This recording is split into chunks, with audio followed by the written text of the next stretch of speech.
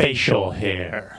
Facial hair and track and field are just like this perfect blend that are meant to be together. And not everyone can pull it off, but those that can do it well are lucky and bound for greatness. This is a new series called The Bestest. Pretty much an arbitrary list of things that I come up with about something, usually relating to track and field, and I tell you about them so that you're more educated as a person, and we're just making the world a better place all at the same time. It's a pretty good deal. The bestest.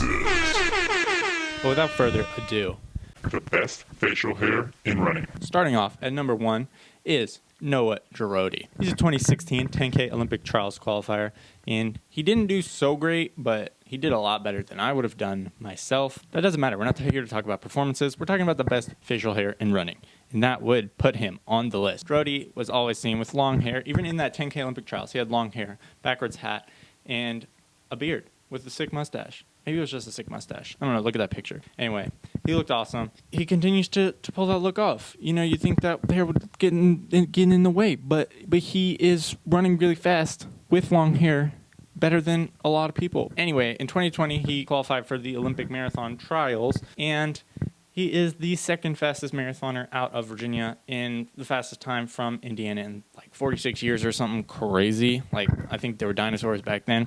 With 2:11:42. And that's pretty quick. You can't deny that. I can't run that fast.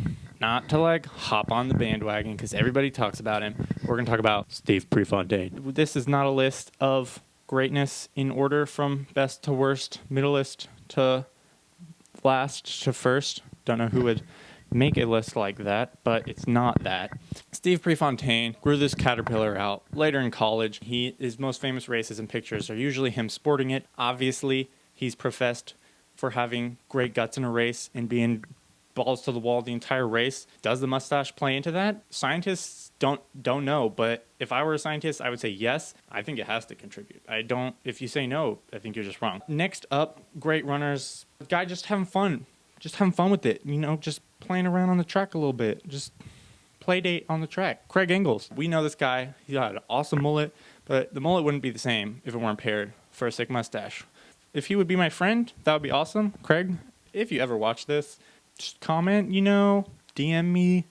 I'm pretty cool too, so we probably get along pretty well.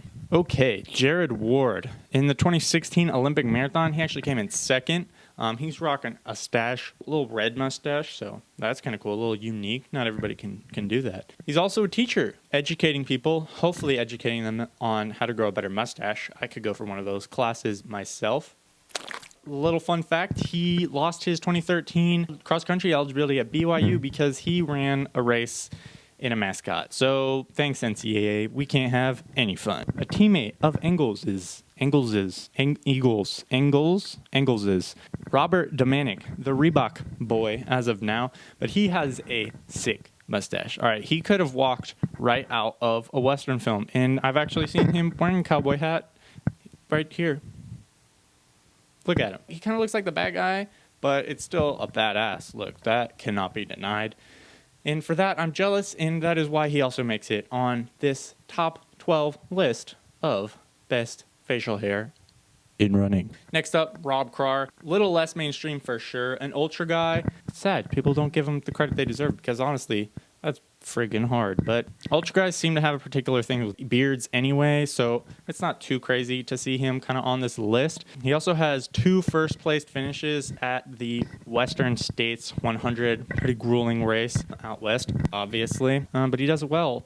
Again, probably because of that beard. Anywho, Will Lear, more of a short hair guy these days, a little more clean cut. For a long time, he rocked long hair and a sick beard or killer mustache. Especially when he won Milrose, it was 2014 maybe. He was the lock screen on my phone for a while, throwing up the finger guns. I was a little fanboy, like a sophomore in high school. Cool dude. Keep the mustache, Will.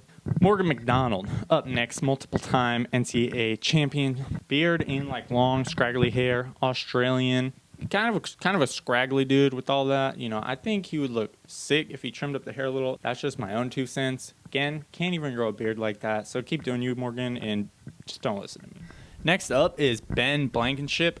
Benjamin Blankenship is well known for the long hair and the beard, but he has a really fascinating backstory that I didn't even know about. After his junior year at University of Minnesota, he actually quit his track and field team, went to Colorado to work for his dad's construction or excavation company or something like that. Then in 2012, he went to the Olympics just to watch with a friend, and he became interested in running and began training again. And in 2013, Stephen Haas convinced Oregon Track Club to just give him a chance, really, and let him back on the team. But it's kind of a cool story that just only adds to that sick facial hair, and there's absolutely no way he would have been able to come from retirement back to being on the world record relay team. Keep up the good work, Ben. Henrik Ingebrigtsen.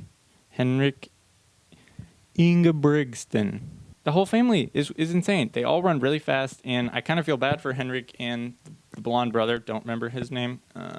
Because Jakob just steals the show. You know, he's young, he runs fast, but we got Henrik here making up for it a lot with the mustache and the blades. You know, I'm a big fan of blades, and so makes up for not maybe being the fastest, most popular member of the family. That kind of happens with me too, you know. He looks awesome. I will say he looks a little bit like Egghead from the new Sonic movie, like Jim Carrey's character portrayal of that. Pretty cool though, really fast, much faster than me, has a sweet mustache, sweet blades. He's awesome. Edwin Moses, we're throwing it back here a ways. The most dominant 400-meter hurdle runner of all time. Moses won like 122 races consecutively, set 2 world records in that span, and won 2 gold medals during that time. It's awesome. He lost to a guy who was later put on probation for taking a banned substance. Questionable whether or not Moses' career would have continued on, but an icon of mine for a long time. We're going to shout out another homie. We did this in the Blades video. Ari Clow from Connecticut ran with me, just ran 4:01 Thursday night, raising money for Campaign Zero to end police violence. You should donate if you want. But he has always had a pretty sweet mustache paired with, I guess, a sweet goatee. He's definitely facial hair full more than he's facial hair less, and you got to give him credit for that. So, Ari, congratulations. That wraps up the best facial hair in running. I hope you liked the first bestest video. If you want to show your support by liking and subscribing, that would be thoughtful of you. I would appreciate it very much. Again, not a whole lot else to look forward to. Stay up to date by doing that stuff. New videos every Saturday at 6 p.m. and occasionally on Wednesday at 6 p.m. if I'm feeling a little extra spicy that week. So I'll see you next time. Stay good. Testing. Can you hear me? Look at my beautiful face. Okay. Smells weird.